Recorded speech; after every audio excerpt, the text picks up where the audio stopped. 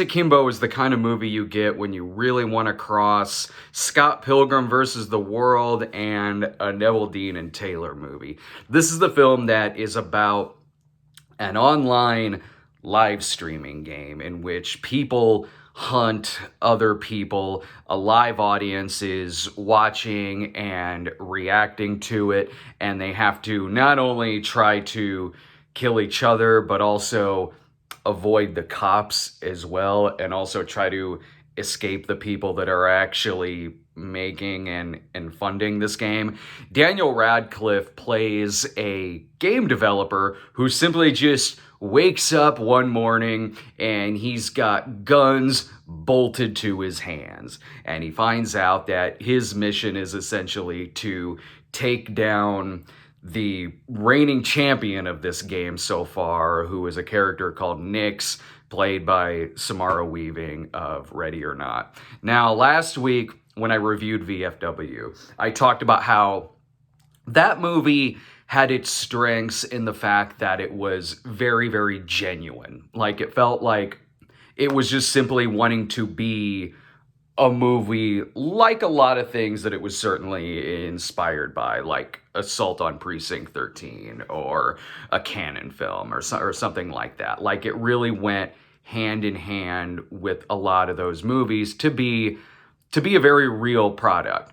This one is very self-aware. It's very self-aware. It winks at the camera a lot. It's very in-jokey, and it's almost frenetic to a fault. Like, you could do a lot with the fact that the Daniel Radcliffe character is this just kind of schlubby, lazy, down on his luck loser who is thrown into this very extreme action movie situation. But I could never really grasp what a lot of the rules necessarily were in this film, in that cops are after these people, but there's not many, if any of them, around during these high-speed car chases and gunfights that are just happening in the middle of the street. Now, they try to explain that at one point by just throwing in the line, "The cops are in on this too."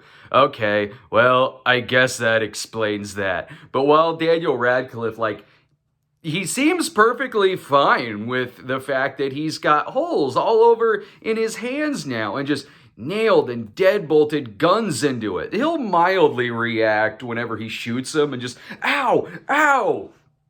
But some of the injuries that he has in this movie would maybe throw off even a superhero temporarily. Like, he'll react to getting kicked or hit in the chest or shot with a bulletproof vest and talk about how his ribs might be broken.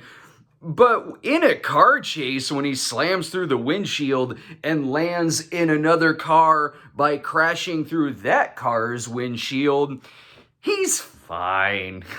But to go back to to it being very self-aware, when there's things in the movie like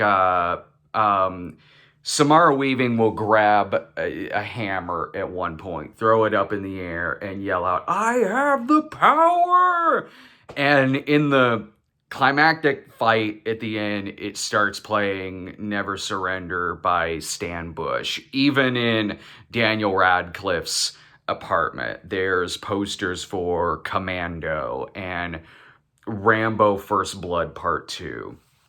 This is what I'm talking about when I'm saying that I preferred a movie like VFW in that it was a very genuine film. In this movie, when you have like the Stan Bush song popping up and things like that, it just feels really pandering.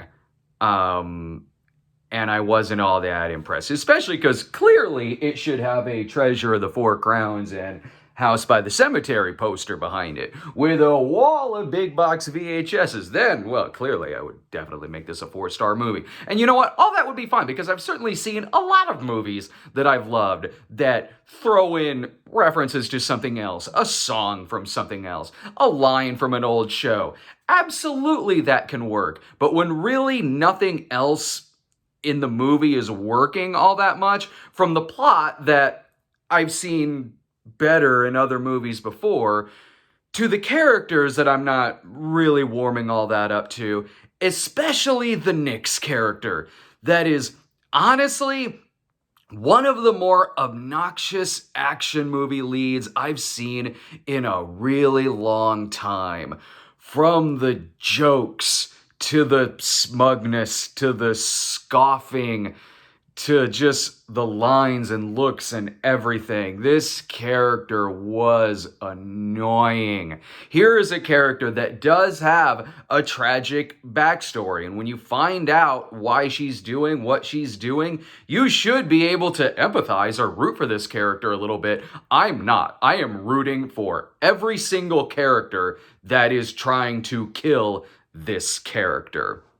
She's certainly the relationship her character has with Daniel Radcliffe, because they start out trying to kill each other but then have to work together, it's very Ballistic X versus Sever, which is a movie I'd rather watch than this one. This is a film that you watch Gamer, The Running Man, the Crank movies, something like that. It's not that this is a poorly made movie necessarily. It was just exhausting, especially because there's just so many other really frenetic things like it that I enjoyed way better than this movie.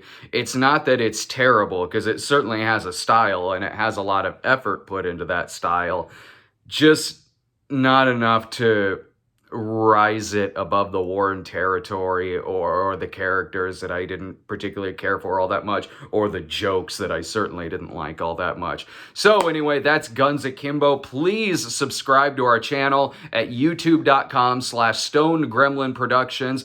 Also follow us on Twitter at The Cinema Snob, and contribute over to our Patreon as well, which is patreon.com/The Cinema Snob. See you next time, guys.